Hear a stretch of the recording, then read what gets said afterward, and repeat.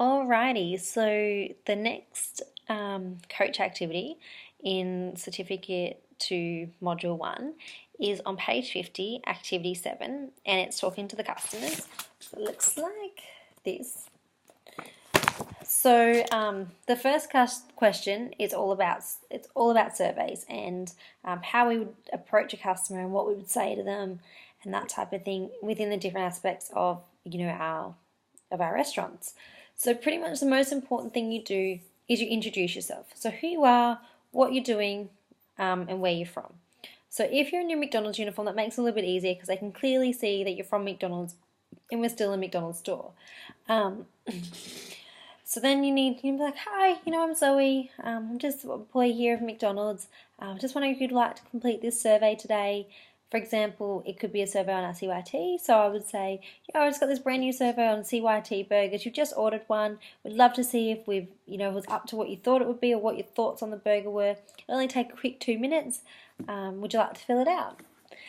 Now, the next bit you have to be ready for is when people don't want to fill out the survey. Okay, and unfortunately there are quite a few people like this unless you put something for free with it. So that's okay, right? People will reject you.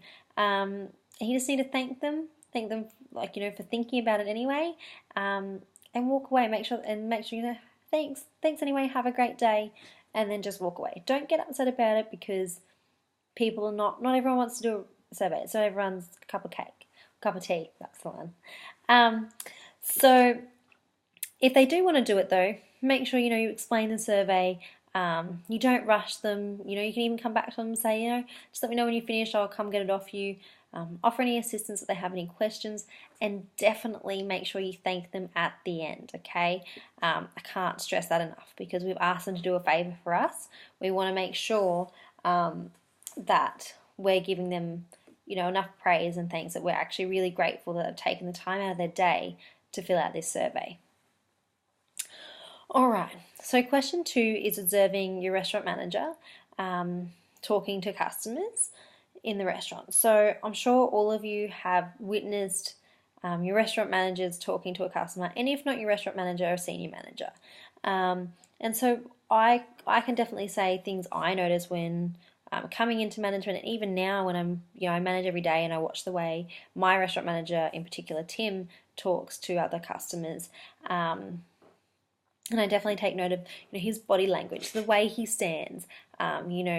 Is it an aggressive customer where he's not going to be standing really looking them straight in the face? He might look down a bit so that they don't feel so intimidated. He's not slouched over and looks like he's not interested. He's giving eye contact. He's standing correctly. His stance. His legs aren't all over the place. He's not lopsided to one way.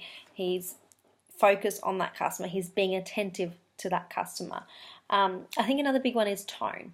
Okay, I've definitely witnessed the way they managers, especially your restaurant managers, like I said, when I was coming through, the way they speak to people, the way they change their tone based on the mood of the customer. So you're not going to be all happy and chirpy to someone that's really quite angry, because that's probably only going to make them more aggressive and more like, oh, why are you being a smart ass? Okay, so it's all about using the correct tone, the correct body language, making sure you look professional and making sure you look interested, because that's the biggest thing. These people who are complaining or just having any form of discussion with a restaurant manager, they might not be complaining, might be giving some feedback. They want to be known that they're getting heard, that their message is going somewhere. So it's really important that those 3 things, I believe, and they're the 3 things I notice the most, were body language, the way they stance, and their tone. Oh, and obviously facial expressions, but that comes all in one. So that those 4 things create a very different experience if you don't do it correctly. Alrighty, that's all for activity 7. And next will be activity 8 in the next video. Thanks.